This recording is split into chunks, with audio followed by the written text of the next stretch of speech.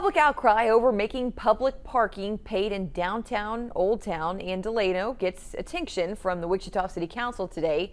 Some of the council's newer members want to either delay or bring the topic back up for a new vote.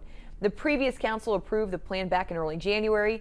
The main reason is the current parking fund only covers basic operations, not more extensive maintenance and improvements.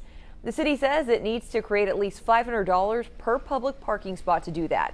The initial plan was estimated to create more than $3 million next year, with about half of that paying for third-party management and equipment. Parking and multimodal fund generates revenues of only about $220 or $227 per space per year, which, as you can see, is insufficient to really start responding to maintenance, cleanliness, safety, security, and the list goes on and on. The City Council says it's put an order for equipment on hold as members look at potentially revisiting the issue. There was pushback from some of the longer-serving council members who noted the plan has been in the works for more than a decade.